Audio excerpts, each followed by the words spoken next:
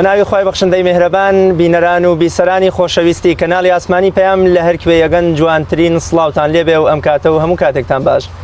خۆم بە خۆشحاڵ و بەختەوە دەزانم لە ئەڵلقەیەکی نوێی بەرنامەی ستۆدیۆی 104 بە دیداریەوەی عزیز و خۆشەویست شاد بوومەوە و ئەڵلقەیەکی نوێی بەرنامەکەتان پێشکەش دەکەم. لە بەرنامەکەدا باز لە کارنامەی لیستی 104 کۆمەڵی ئیسلامی کوردستان دەکەین بۆ هەڵبژاردنەکانی داهاتوو. ئەمشەو لە پەنای بەردەقارەمانی ڕەمزی نەبەزین و بەرخۆدانی گەلی کوردەوە لە خزمەتتانداین. ئەو بەردەقارەمانەی کە سەدەیەک بەر لە ئێستا بە خوێنی گەشی برینەکەی شێخ مەحموودی حەفید ئاڵ و سوور بوو. ئێمەش ئەمشەو لێرەوە هەمان وانەی مەردایەتی و نەبەزی با و باپیرانمان و شێخانمان دووپات دەکەینەوە و نوێنەرەکان و کاندیدەکانی کۆمەڵی ئیسلامی هەر یەکێکیان شێخێکی حەفیدن ومل بۆ بەرژەوەندی و خواستی نەخۆیان نە ئاغا و گورگەبرچیەکانی دەسەڵات نادەن. ئەمشەو لە پایتەختی شەهیدانەوە لە خزمەتتانداین بۆ قسەکردن لەسەر کارنامە و پلان و بەرنامە و ئامانجی داهاتووی لیستی کۆمەڵی ئیسلامی کوردستان بە ئامادەبوونی میوانەکانم هەریەکە لە بەڕێزان مامۆستا ساڵح حەمەڕەشید کاندید لیستی 104 کۆمەڵی ئیسلامی کوردستان، هەروەها مامۆستا سەربەز جەباری بانگخوازی ئیسلامی، مامۆستا جەزا ئەحمەد بەرپرسی مەڵبەندی حەوتی چەمچەماڵی کۆمەڵی ئیسلامی کوردستان، مامۆستا هێمن بەهجەت بەڕێوەبەری ناحیەی ئاغجەلەر. زۆر زۆر بەخێر بێن، بە خێراتنەی گەرمتانەکەم، زۆر بەخێر بێن. هەروەها بە خێراتنی ئەو برا بەڕێزانە ژەکەم کە بەرنامەکەیان ڕازاندوێتەوە پاشتر ئێمە لە هەر پرسیار و سەرنجێکتان هەبێ لە خزمەتتانین و بە پرسیارەکانی ئەوە بەرنامەکە دەوڵەمەندەکەی. مامۆستا ساڵح حەمەڕەشید زۆر زۆر بەخێر بی.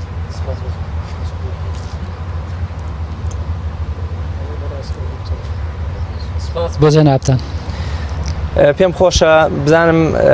جەنابتان وەکو ئەمشەو کاندید و کاندیدێک لەم میحورەوە چ قسە و پەیامێکتان هەیە وەکو دەواازەیە بۆ بەرنامەکە؟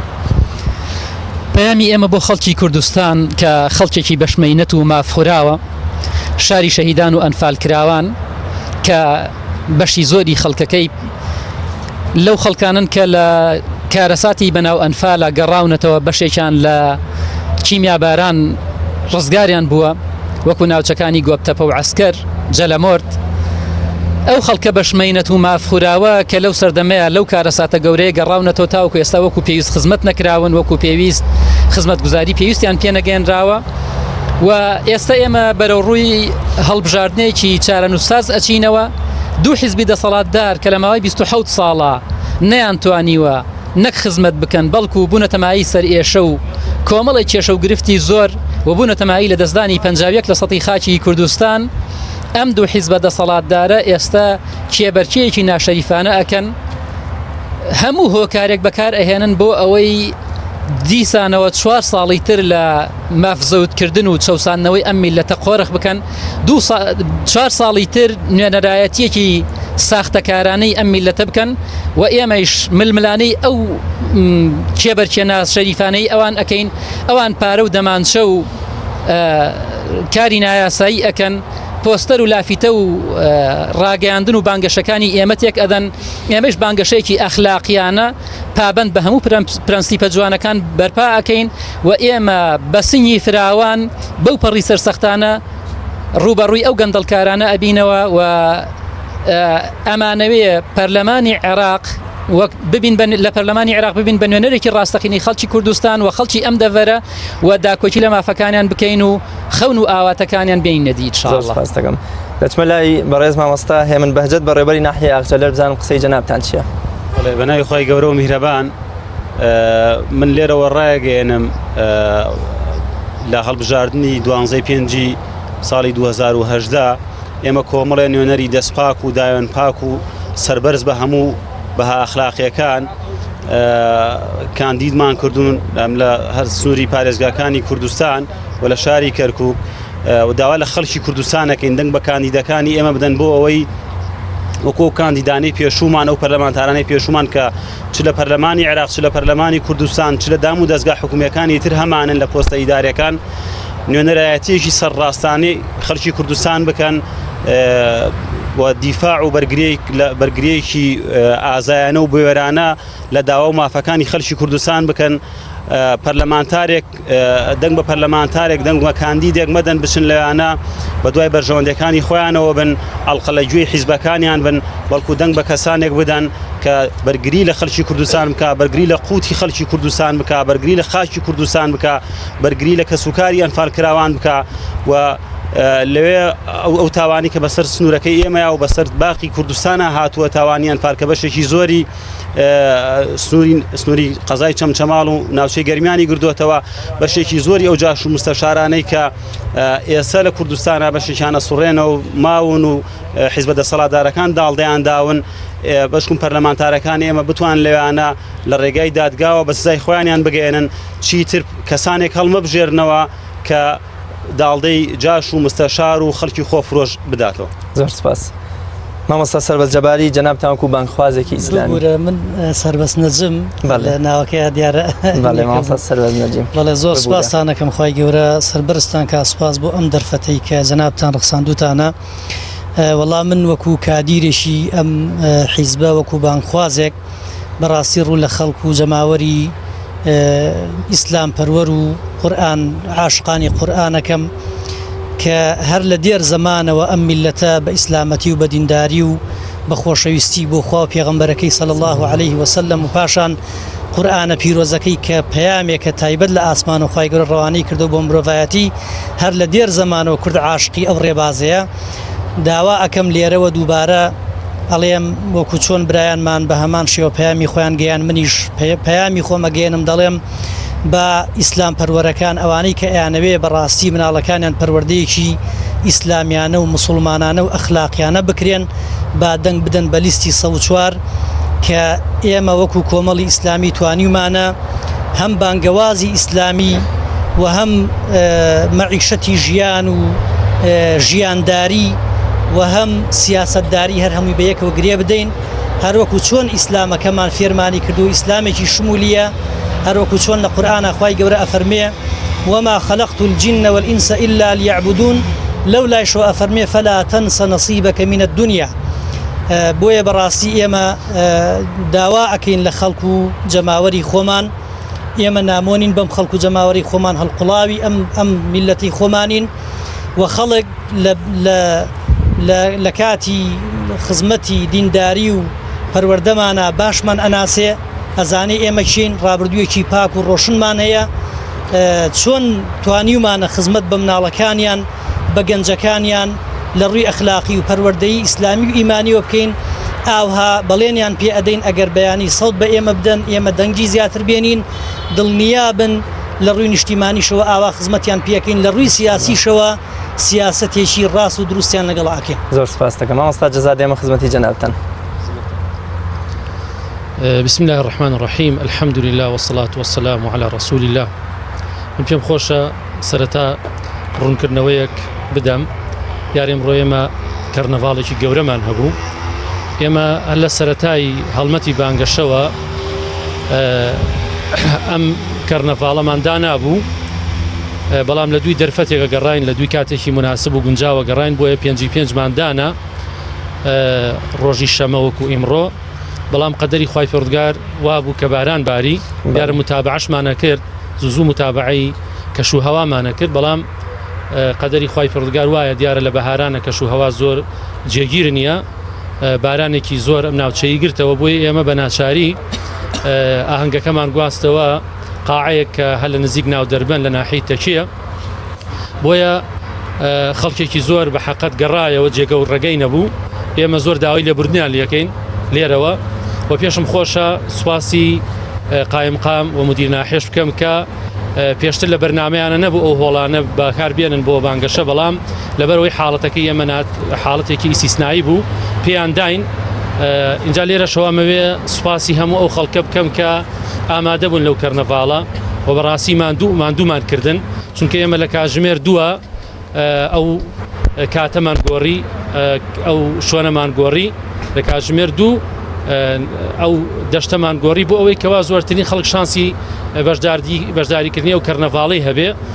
بۆ ئێمەش شپرزێکمان پێوە دیار و بەڵام سوپاس بۆ خوای پەروەردگار بە جۆش و خۆشی ئەو جەماوەری کە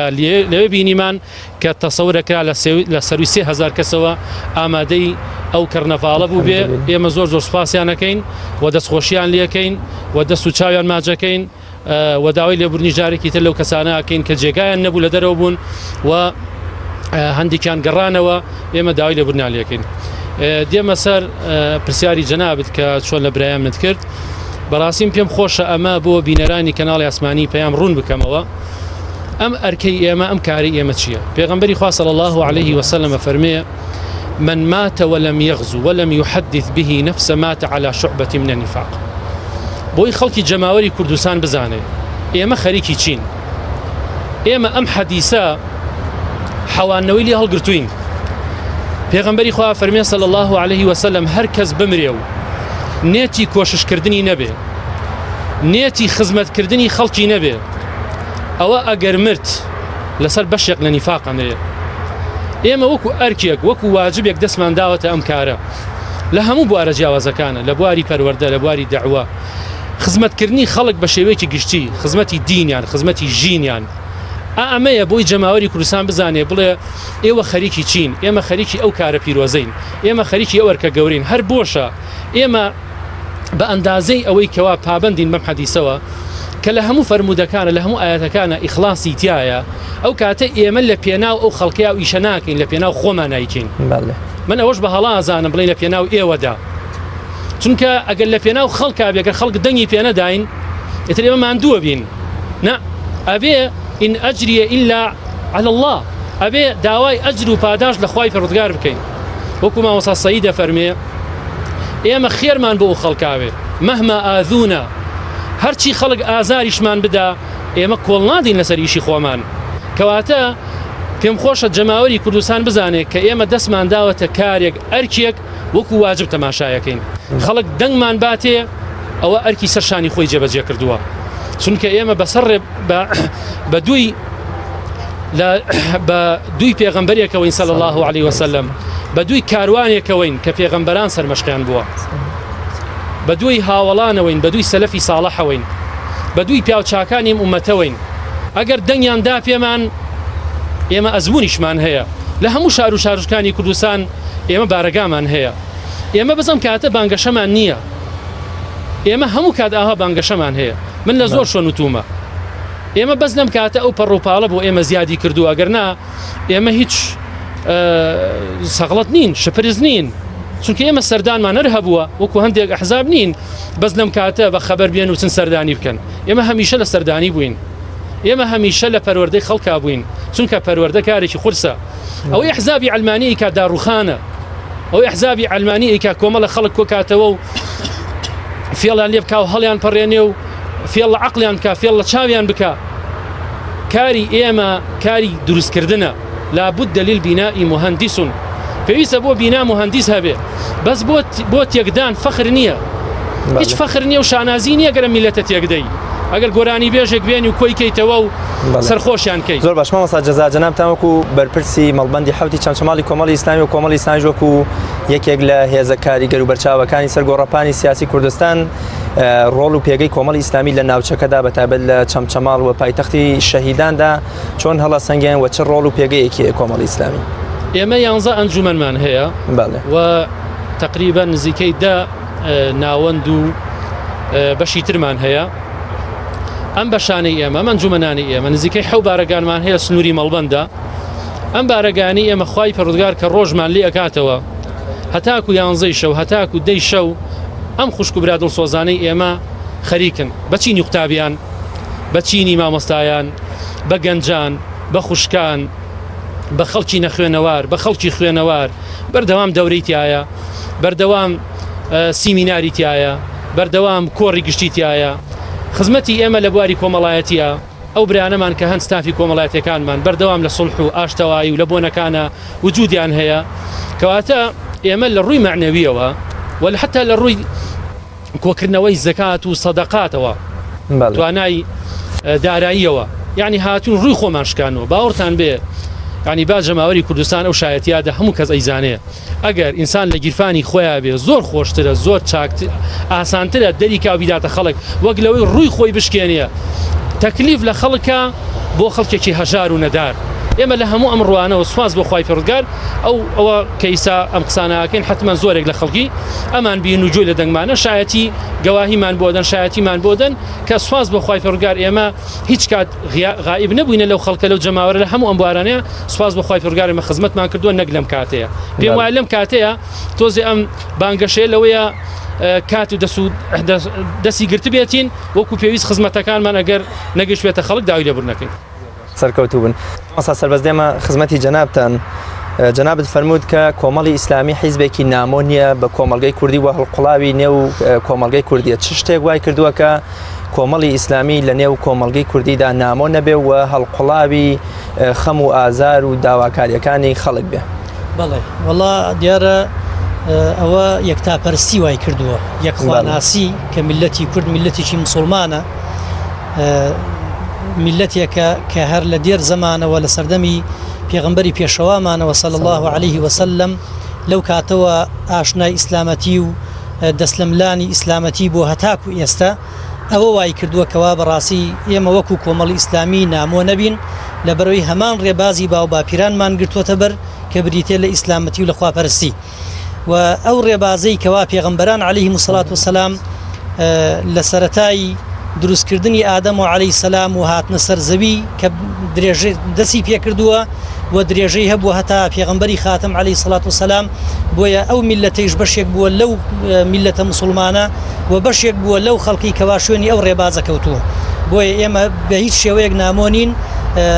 بە کار و بەرنامەکانیشمانە دیارە کە لە هەموو چین و توێژەکانمان تایە ئەگەر خەڵکیێک خوا نەخواستە ئەو بەرنامە و مەنهەجی ئێمە پێنامۆ بووایە ئەسڵا لەوانەیە نزیکشمان نەکەوتایەتەوە بەڵێ زۆر باش مامۆستا سەربەست پێغەمبەری خوا صلی الله علیه و سلم فەرمودەیەکێ کە وەکو لە دنیا و قیامەت پێکەوە گرێ دەدا الدنیا مەزرعة الآخرة واتە ئینسانی عاقڵ و هۆشیار و ئازا ئەوەیە دنیا بکاتە کێڵگەیەک بۆ چنینەوەی بەرنامەکەی لە قیامەتدا کۆمەڵی ئیسلامی وەکو حیزبێکی ئیسلامی کارکردوو لە پێنا ئەوەی کە هەم دنیا و هەم قیامەتی مرۆڤەکان وەکوڵێ خۆشنووس و ئاسوودە بکە و جەنابیشتان وەکو بانگخوازێک تا چەند ئەم گرێدانی دنیا و قیامەتە و گرێدانی لایەنی پەروەردەیی و ئەخلاقی و ئیمانی لەگەڵ کاروباری دنیا و ئابووری سیاسەتە تا چەند کۆمەڵی ئیسلامی سەرکەوتوو بووەوە کاری بۆ ئەوە کردووە بەڵێ پرسیارەکەت زۆر لە جێی خۆیەتی زۆر بەڕاستی جوانە ئێمە لە ژێر ڕۆشنایی ئەو ئاەتی خوای پەروەردگارە کە لە قورئانە ئەفەرمێ أعوذ بالله من الشيطان الرجيم وكذلك جعلناكم أمة وسطا لتكونوا شهداء على الناس ئێمە ئیسلامەکەمان فێرمانی کردووە وەسەتیەت هەڵبژێرین هەر لە عیبادەت و هەر لە سیاسەت و هەر لە پەروەردە و بانگەواز و هەر لە دنیاداریمان لە هەموو ڕوویەکانەوە ئێمە وەسەتین بۆیە ئەمە ئەم شیعارە وامان لێکە کەوا ئێمە حیزبێکی معتەدیل بین حیزبێکی مامناوەند بین لە هەموو بوارەکانە ئێمە نەهاتوین لایەنی عیبادەت و خواپەرستی ببینە لووتکە و لەو لاواز لە دنیا بین و دەست لە خەڵک پانەوەکەین و نەیشاتوین بەجارێک باوشکەینە سیاسەتا وازە دینداری و خواپەرستی و بانگەواز بێنین هەموو بوارەکانمان گرتووە وەکو ئیسلامەکەمان فێرمانی کردووە وەکو پێغەمبەرەکەمان فێرمانی کردووە عەلەیهی سەڵات وسەلام کاتێکەوا سیرت کردووە لە کاتی جیهادا کەس نەبووە لەو بەغیرەتتر و ئازاتر بێت کەسێک بووە کە ئیتر کە سەیرت کردووە وتوتە ئەمە هەر ئەم پیاوە جیهادی کردووە هەموو غەزوەکان پێغەمبەری خوا بوو عەلەیهی سەڵات وسەلام کاتێک کە سەیری دنیاداریەکەی بە هەمان شێوە سەحابەیەک دێتە لای داوای هاوکاری لێکە ئەفەرمێت هاوکاری داوای هاوکاری مەکە هیچت نییە لە ماڵە ئەڵێ ئەی پێغەمبەری خوا هیچم نییە ئیلا قاپێک نەبێ لەگەڵ بەڕێیەکە ئەفەرمێ بڕۆ بۆمی بێنە پێی ئەفرۆشێ و ئەیداتە پارە و حەبل و ئەوانە ئەینێرێک کە دار بێنە لەو شاخۆ بیفرۆشێ دواتر لەو لاوە ئیمامی عومەر و ئەبوو بەکر ڕەزا و ڕەحمەتی خوای پەروەردگار لە هەمویان بێ کاتێک کە ماڵەکان ئیسلام داوای ماڵبەخشینیان لێەکە کە ماڵەکانیان دێنن ڕێگریان لێکە کە هەموو ماڵەکەیان ببەخشن پێغەمبەری خوا عەلەیهی سەلام فەرمێ لە بەخشینیشە ئەبێ ئێمە هاوسەنگی ڕابگرین نابێ هەچیمان هەیە بیبەخشین بەڵام مناڵەکانمان لەو لاوە برسی بێ بە هەمان شێوە پەروەردە و بانگەوازیشمان ئێمە کادیرەکانمان بانگخوازەکانمان کە من بۆ خۆم بە ڕۆژە خەریکە سابەتم تاقێک لە دووکانم تاقەکەی تر و بەشەوە خەریکی دەعو بانگەوازین لەگەڵ ئەم دەستە برانەی کەوا جەنابتان ئەیان بینن بۆیە ئیسلامەتی ئێمە بەڕاستی ئیسلامێکی شمولیە هەموو بوارەکانمان گرتووە هیچیان تێناپەڕێنین نە ئیفراتی تیاکەین نە تەفریتی کاتە کۆمەڵی ئیسلامی سەرکەوتوو بۆ لەوەی کە داعوە و سیاست پێکەوە گرێ بدات بە تەئکید ئەوە خاڵی سەرکەوتنی کۆمەڵی ئیسلامیە خۆشبەختانە سوپاسی خوای پەروەردگاری ئەوێ هەر جەمعێک ئەگەر دەستداتە بانگەواز و واز لە سیاست بێنێ ئەوە بەڕاستی دوا ئەکەوێ و شکستێنێ و هەر جەمعێکیش بە هەمان شێوە باوش کاتە سیاسەتە و بیباتە لووتکە و لەولاوە بانگەواز فەرامۆش بکە بە هەمان شێوە سیاستێنێ وەکو ئەوەی کەوا ئێستا لە ساحەی کوردستانە ئەیبینی. زۆر سپاس دەکەم مامۆستا هێمن بەهجەت بەڕێبەری ناحیە ئاغجەلەر دێمە خزمەتی جەنابتان. دەگوترێ 27 ساڵە گەندەڵی و بێسەروبەرەیی لە کوردستانە بە مۆخ و کرۆکی دەسەڵات و کایەکانی بڕیاردانە ڕۆچۆتە خوارەوە وەکو لە چارەسەرکردنی تا ڕادەیە قورسە. جەنابتان وەکو بەڕێبەری ناحیە ئاغجەلەر وەکو تەواوی شوێنەکانی تر پێچێت زیاتر پشکی قوربانی و یان بۆمنە ئەو بێسەروبەرەیی کە باسم کرد بەر ناحیەکەیەوە کەوتووە. من پێم خۆشە باز لەوە بکەین کە لە ڕووی ئیداری و کارگێڕیەوە خراپی یام گرفتەکانی ناحیە ئاغجەلەر چین کە ئێوە وەکو بەڕێبەری ناحیە ئاغجەلەر وە لەسەر پشکی کۆمەڵی ئیسلامی بەڕێبەری ئەو ناحیەن. دیارەوەگی شارەتە پێکرد 27 ساڵە ئێمە شتێکمان هەیە بە ناوی حکوومەتەوە بەڵام حکوومەتێک بۆ بە بەڵا بۆ ئەم خەڵکە حکوومەتێک ئەتوانم بڵێم ساڵ بە ساڵ قەیرانەکان ئەسپێرێ بە ساڵی دواتێ دەورە بە دەورە خول بە خول قەیران و مەشاکل و گرفتەکان ئەسپێرێ بە خولێکی دواتر بۆیە لە ڕووی ئیداریەوە ئەم حکوومەتەی ئێمە بەس بە شکل و بە ناوەتوانم بڵێم بە تابلۆ بە قەتع حکوومەتە ئەگەر نا هیچ پرینسیپێکی ئیداریتیان نییە ڕۆتین تا باڵی گرتووە بە سەرجەمدام و دەستگا و وەزارەت و ناحێ و قایم و قامێت و پارێزگاکانە ئەوەی کە هەیە تەنها بە هەیکەلەی ئیداریمان هەیە گەرنا لە ڕووی خزمەت گوزاریەوە ئەوەی کە پەیوەندی بە سنووری ناحێکی منەوە هەیە لە ڕابردووە شت کراوە بێئینساف نەبین بەڵام شتەکان ئەوەی کە کراوە لە ئاست ئەو قوربانیانە نەبووە ئەوەی کە کراوە لە ئاست ڕنج و بەرخودان و شەهید و کیمیاباران و ئەنفالی سنووری حوزەی چەمچەماڵ بە تایبەتی وە سنووری ناحیە ئاغجلەران نەبووە بۆیە بەشێک لەو شتانە ئێستانی بە ڕووی دەنگدەرانە پیانە فرۆشێتەوە یاخود بە چاوە نادرێتەوە کە ئێمە وامان بۆ کردن وامان بۆ کردن ئەوەی کە ئێستا لە سنوورەکەی منا هەیە تەواوی ڕێگاوبانەکانمان ئەتوانم بڵێم زۆربەیان تێکچوون بەرپرسان بۆ یاد و بۆ یادی ئەنفال و یادی کیمیاباران و کە ئێستا لە ئێستەیە سنووری ناحیە ئاغجلەر ڕێگەی بۆ بە ڕێگەیەکی سەرەکی پارێزگای هەولێر و کەرکووک سلێمانی پێکەوە گرێدا هەردوو ڕێگەی سەرەکی ناحیەکەمان تێکچووە بەشێک لە گوندەکانمان کێشەی گرفتی ڕێگاوبانیان هەیە گرفتی کارەبایان هەیە گرفتی ئاویان هەیە لە هەر دەرگایە کە دەین ئەنی دەرگامان لێ ناکەستا هێمن بەرپرسی یەکەمی خراپی ئەم دۆخە و وەکۆڵێ بەرەو دواوە چوونی ئەم دۆخە لە ئەستۆی کێدایە بڵێ دیارە ئەوەی کە پەیوەندی بە ئێمەوە هەیە ئێمە هەوڵ و جوودی خۆمان کردووە و خەڵکی سنوورەکەش ئەو شاهێدیمان بۆ دەن نی هەوڵی زۆرمان داوە لە دەرگای زۆرمان داوە بەڵام حکومڕانی سەرەکی لە کوردستانە هەردوو حیزبی دەسەڵاتدار بوون وەکی شاردم پێکرد هەموو قەیرانەکان ئەوان دروستیان کردووە خۆی لە ئەسڵا قەیران نییە هەموو مەشاکلەکان ئەوان دروستیان کردووە هەموو خراپیەکانی حکومڕانی کوردستان بەسەر ئەوان ئاشکێتەوە لەبەرەوەی ئێمە تەنها لە حکوومەتە ئەگەر بوو بێتین دەسەڵاتی تەواو لای ئێمە نەبووە ئەگەر ئێمە بەڕێوەبەری ناحیە قایم و قامێکمان بەدەستەوە بێت لەسەری خۆمان و ئیشمان بۆ نەکراوە یاخود ڕێگریمان لێ کراوە یاخود بەگوێمان نەکراوە خود نووسراوەکانمان پەراوێز خراوە. زۆر باش مامۆستای من دێمەوە خزمەتی جەنابتان دەچمە لای ئەو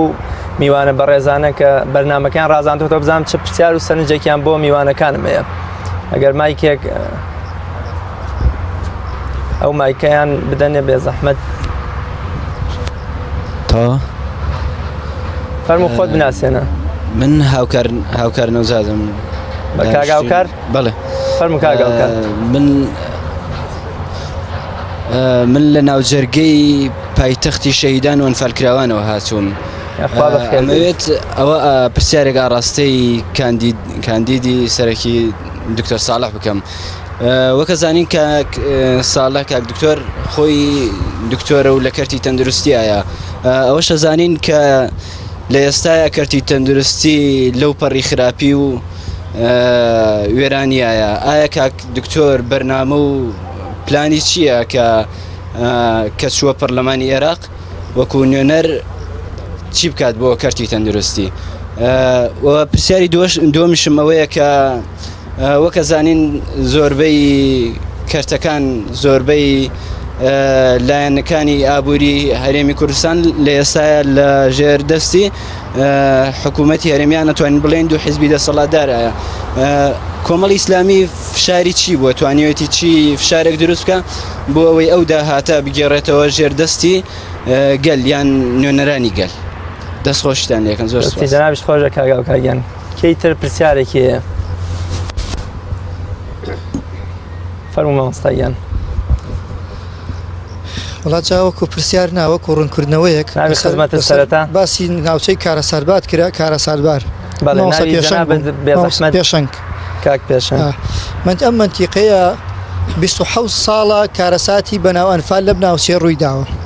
ئەگەر بڵین کیمیابارانی بەشێک لە گوندەکانی گۆپتەپە و عسکەرە و ناوچانی دیکەش کە لێرە ڕووی داوە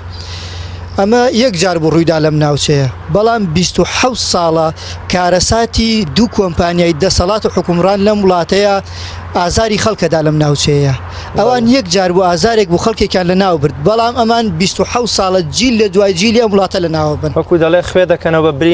برینەکانمان بەڵێ جا هەر نەکەوە هەر گەنج و خەڵکیان لەم وڵاتە لە ناو برکاکە بۆ خەڵکی ئێستا پەروەردە ماوە لەم وڵاتە شتێک ماوە لەم وڵاتە ناوی پەروەردە بێ ناوی ئابووری بێ ناوی تەندروستی بێ کاکە یعنی هیچ شتێک نییە تەنها لە کاتی هەڵبژاردنەکانە کۆمەڵی وعد و بەڵند سەر دەرەهێنن لەلایەن خەڵکانێکی خاوەن کۆمپانیا و کە ئەم دەسەم حکوومەتە ئەمە حکوومەت نێ کاکەمە دوو کۆمپانیای بن بەڕێوە بۆیە خەڵک بێزار بوو تەواو ینی خەڵک ئەبێ لەوە تێبگا کاکە گیانوەڵە ئەمانە خەڵکی حکومڕانی نین ئەمانە خەڵکانێکی ستەمکاری مافیان لەم وڵاتە ئەم وڵاتە بن بەڕێوە تەواوە بێ چی دیکە خەڵک کۆتایی بەدەسەڵاتێمانە بهێنی سپاس زۆر سپاس دەکەم کاک پێشنگ کەیتر پرسیاری هەیە زۆر باشە مامۆستا ساڵح جەنابتان وەکو کاندید و پرسیاری ئەو میوانە بەڕێزەش کاگاوکار دەڵێ دکتۆر ساڵح خۆی بەتایبەت لە کەرتی تەندروستیدای وە کەرتی تەندروستیش لە دۆخێکی زۆر خراپ و یەکێکە لەو کەرتانەی کە لە وەزعێکی ناخۆشدایە جەنابتان ئەگەر لە داهاتوودا بچنە پەرلەمانی عێراق بەرنامە و پلان و کارتان چییە بۆ وەکۆڵێ بەرزکردنەوە یا باشترکردنی کەرتی تەندروستی بەتایبەت لە کوردستانە دیارە ئێمە ئەبین بە پەرلەمانتاری عێراق ئینشاءالله ئەگەر خی گەورە بە نسیب بکە بچینە پەرلەمان کاری سەرەکی ئێمە داکۆچیکردن ئەبێ لە مافەکانی خەڵک لە هەموو ڕوویەکەوە کەرتی تەندروستی شتێکێکە لەو کەرتە لێچەکە لەو لایەنانەی کە ئێمە داکۆچی لێ ئەەکەین و هەوڵ ئەدەین چاکسازی تێدا بکرێت بەڕاستی کەرتی تەندروستی هەر لە هەرێمی کوردستان بەو شێوەیە هیلاک و ماندوو نییە کەرتی تەندروستی لە حکوومەتی ناوەندیش بە هەمان شێوەیە هەندێک جار لە هەندێک ڕووەوە کەرتی تەندروستی لە هەرێم کەمێک باشترە لە هەندێک ڕووشەوە تاوان کەرتی تەندروستی لە عێراق باشترە بەڵام بەگشتی بە کۆی گشتی ئێمە هەوڵ و تەقەلای سەرەکی ئێمە لە ئێستاە لە قۆناغی یەکەمە کە قۆناغێکی سەخت ئەبێ حکوومەتی ناوەند و پەرلەمانتارانی عەرەب ئەوەندەی تر نەزعی ناسیۆنالیزمیتیانە بەهێز بووە بە تایبەتی دوای ئەوەی کە شکۆی کورد کە بەسرا بوو بە شکۆی پێشمەرگەوە شتێنرا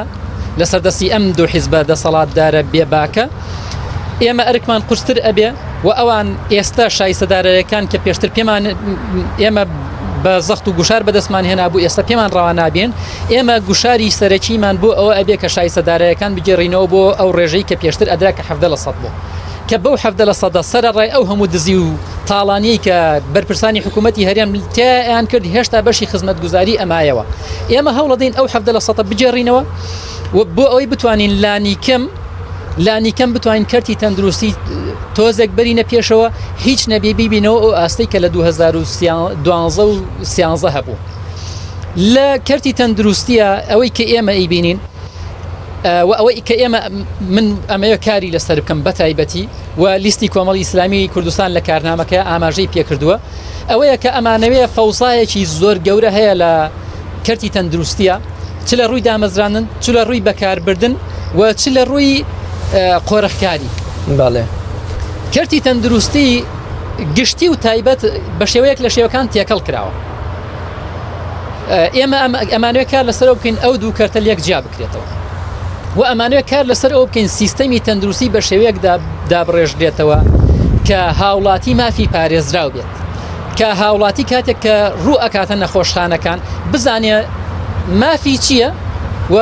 کارمەندی تەندروستی و پزیشک و سەرجەم فەرمانبەرانی تەندروستی بزان ئەرچی سەرشانیان چییە لە ڕاستیە ئێستا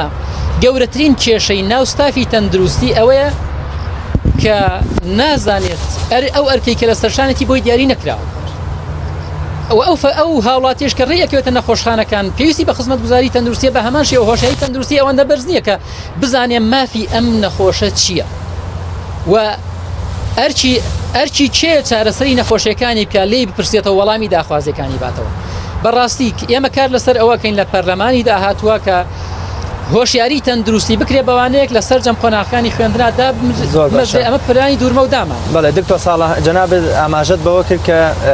دۆخی تەندروستی عێراق و حکوومەتی ناوەندیش لەگەڵ هەرێما تا ڕادێوەکو یەکوان و هاوشانی یەکن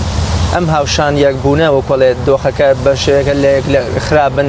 لە هەندێک حاڵە ئەم باشتر بێ لە هەندێک حاڵە ئەو خراپتر ئەمە مبەڕیرێک ئەمە هۆکارێکە بەوەی کە ئیدی ئێمە پاڵ بدەینەوە و کۆڵێک کار لەسەر چاکردنی دۆخەکە نەکەین بە هیچ چۆن ئێمە وا بکەین با هیچ نەبێ بەراوردی ڕەوشی تەندروستی کوردستان بە هی وڵاتێکی پێشکەوتوو بکەین یعنی بۆچی بە حکوومەتێکی دواکەوتی وەکو عێراق ئێمە بە هیچ شێوە نامانەوە ئەو بەراوردکاریە بکرێت چونکە ئەسڵی ئەو بەراوردکاری لای ئێمە ڕەفزە ئێمە بۆ کاری چاکای بێت چاو لە سەروی خۆمان بکەین ڕاستە بۆ کاری خراپەش بە هیچ شێوە نابێت سەیری خواروی خۆمانەوە بکەین ئێمە کاتێک کە ئەمانەوێت قسە لەسەر کەرتی تەندروستی بکەین ئینشاڵڵا لە داهاتووە بەو شێوە قسەی لێ ئەەکەین کە کەرتی تەندروستی پێویستە ئەوەندە بەرەو پێش ببرێت کە خەڵک کاتێک کە ڕوو ئەکاتە نەخۆشخانەکان بەو پەڕی دڵنیاییەوە ڕووی تێ بکە نەک بە گومانەوە ڕووی تێ بکە ئەمانەوێ بەر لەوەی کێشە جەستەیەکانی خەڵکی خۆمان چارەسەر بکرێ کێشە دەرونیەکانی چارەسەر بکرێ ئاستەنگەکان ئەوانەی کە بوونەتە هۆی ئەوەی کە خەڵکی ئێمە مرۆڤی ئێمە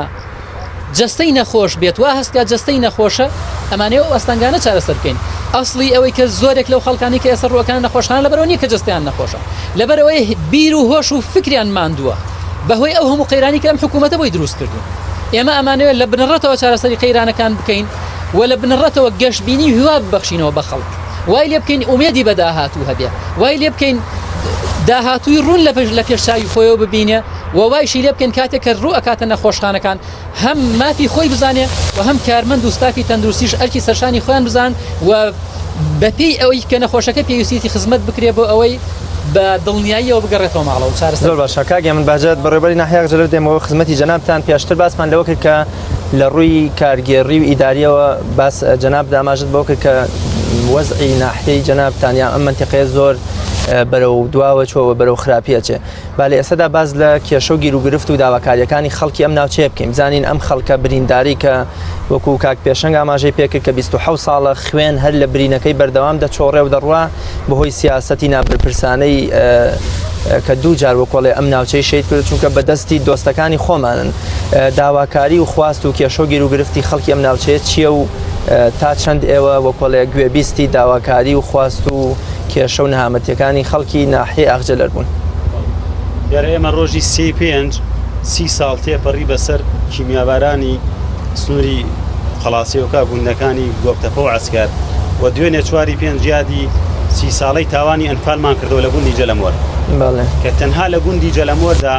لە تاقە گوندێکە 480 ئەنفال کراومان هەیە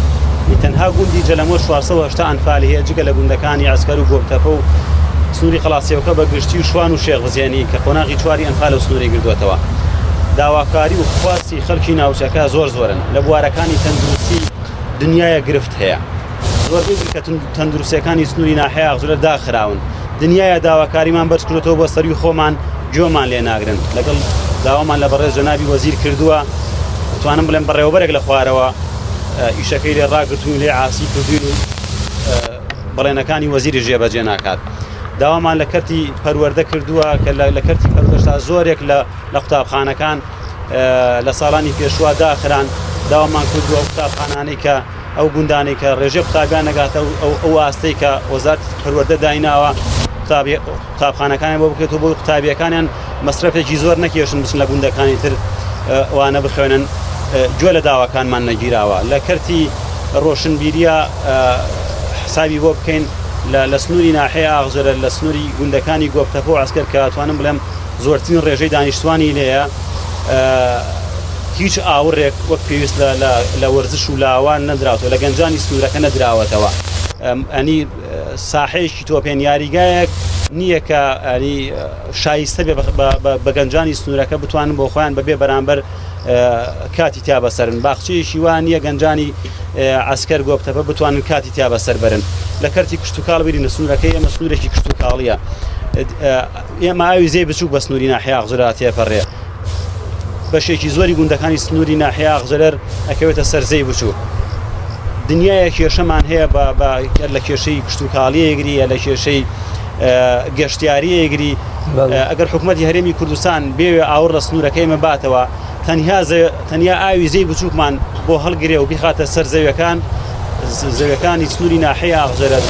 گوندەکانی دەوروبەری زۆربەی زەویەکانمانەوێ بە بەراو کامەش خەڵکی گوندەکانی ئەو سنوورە زۆر تایە سوودمەندە بوون ئەتوانن هەلی کاریان دەست بکەوێت ئەتوانن بەرهەمی کورتتوکاڵی تیا بەرهەم بێنن ئەتوانن کار و کەسابەت بۆ خۆیان و مناڵ و کەسوکاریان لەوانە فراهەم بکەن و لە هەمان کاتە لە ڕووی گەشتیاریەوە سنووری گوندەکانی گۆبتەپە و ئەو گوندانەیە کەوتە سەرزەی بچووک هیچی کەمتر نییە لە قەزای دوکان و شوێنەکانی کە ئێستا من بۆچی لە وڵاتی ئێمەیە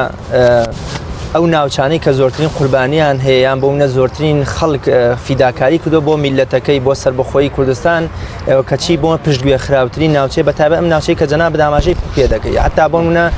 لە وڵاتانە خوێنی گەشی ڕۆڵەیەکی ئەبێتە نیشانەی بەرخۆدان و نەبەزین بەڵام بەداخەوە وەکو سەرکردەیەک دەگەڕێتەوە کە سەرۆکیەکی لە حیزبەکان لە کیمیابارانی هەڵەبجات دەڵێ ئاخ بۆ یەک دوو هەڵەبجەیتر بۆ ئەوەی قەزیەی کوردی لە پێناو بەرژەوەندی و گیرفانی خۆیدا زیاتر بەرێتە پێشەوە بۆچی ئێمە لە کوردستانە ئەمە جەناب تاوەکو بەڕێوەبەری ناحیەیەک خەڵکی منتیقەکەتان دواندووە بۆچی حکوومەتی کوردی دەسەڵاتی کوردی لە ئاست خوێن و قوربانیدان و ئەنفال و کیمیابارانی ئەم ناوچەی ئێوە کەم تەرخەمەوە هیچ ئاوڕێکی جدی لێ نەداوەتەوە بەڵێ دیارە دەسەڵاتدارانی هەرێمی کوردستان و لە پێشووە لە ئێستاشدا تەنها لە کاتی پێویستیە خەڵکیان بیرەکەوێتەوە تەنها لە کاتی پێویستیە قوربانی و فیداکاری و ئەم سنوورانیان بیرەکەوێتە سنووری ئێمە بە تایبەتی لەو کاتانەی کە بانگەشەی هەڵبژاردن و هەڵبژاردن دێتە پێشویان لە کاتێک کە پێویستیان پیانە بێ دێن ڕویان لێنان تێکەڵیانە بن سەردانیانە بن بەڵێنی بریقەداریان پێدەن بەڵام دواتر کە پرۆسەکە تێبڕی ئێمە بە چەندین پرزگا بە چەندین کەناڵی پەیوەندیکردن ناگەین پێیان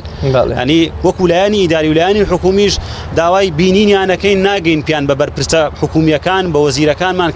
کە داوا و معاناتەکانی خەڵکی خۆمانیان پێ بگەێنین خەڵکی سنوورەکەی پێ بگەێنین خۆمان وەبەستم خەڵکی کوردستان زۆر جاگلەیە لە خەڵک ئەکرێت کە بۆچی لە ڕێی سندوقەکانی دەنگدانەوە لە ڕێی پەنجەی شایەتمانی خۆیانەوە سزای ئەم خەڵکە گەندەڵ و نابەرپرسە نادەن کە تەنها لە کاتی وەکوڵێ باراندا پێویستی بەوانە لە کاتی پێویستیان بەوان بۆچی خەڵک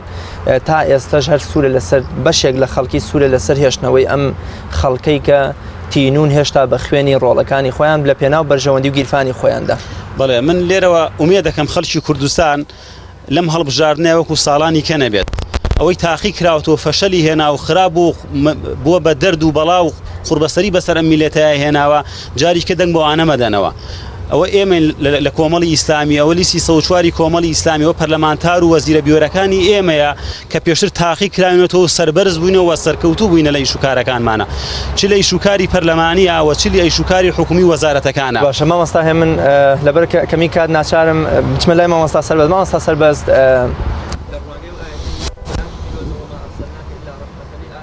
تنی ئەم نور و ڕەحمەتەی خوای گەورە بۆ هەموو بەشەریەتە بەبێ جیاوازی کۆمەڵی ئیسلامی تا چەند لە پەروەردەکردن و ئاشتکردنەوەی تاکەکانی کۆمەڵگە بە ئیسلام و بە ئەخلاقی ڕەسەنی کوردەواری تا چەند بەبێ جیاوازی خزمەتی خەڵکی کردووە زۆر جار دەگوترێ بۆ منە حیزبەکان ئەوەی کە ئەندامی خۆی نەبێەوە هیچ خێر و تەنانەت لە ڕووی پەروەردەیی و دەرزوتنەوەشەوە وەکۆڵە هیچ حساب و ڕەواجێ بۆ خەڵک کۆمەڵی لە دەرزوتنەوە لە پەروەردەکردن لە ئاشتکردنەوەی خەڵک بە ئیسلام و ئەخلاق و قورئان ئەم جیاوازیە نەهێشتووە و خەڵکی بە یەک چاوسێر کردووە بەڵێ بە حقیقەت ئێمە وەکو کۆمەڵی ئیسلامی بە ئەندازی ئەو توانە و تااقەتەی کە هەمان لە دەعوە و بانگەواز و لە خزمەتکردن 100% ئێمە ئەمەمان جێبەجێ کردووە بەڵێ هەر بە ئیش و کارەکانمانە دیار ئێمە لە ڕووی پەروەردەیە و کۆمەڵە مەنهەجی پەروەردەییمان هەیە تا ئێستا تەحەدا ئەکەم یەکێک لەو مەنهەجانە ئینوانێکی کۆمەڵی ئیسلامی پێوە بێ تا ئێستا باسێکی کۆمەڵی ئیسلامیتیان نیە پێناسێکی کۆمەڵی ئیسلامیتیان نیە ئێمە کاتێکە عەقیدە ئەڵێنەوە و مەنهەجی کۆمەڵی ئیسلامیە تەفسیری قورئان ئەڵێنەوە سیرە و ژیانی پێغەمبەری خوا ئەڵێنەوە عەلەیهی سڵات وسەلام و بابەتەکانی تر هەر بابەتێکی پەروەردەیی کە ئێمە وتومانەتەوە عنوانی کۆمەڵی ئیسلامی پێوە نییە ئەوە بۆ خۆی دلیل لەسەر ئەوەی کەوا ئێمە بە یەک چاوسێر ئەو میلەتەی خۆمانەکەین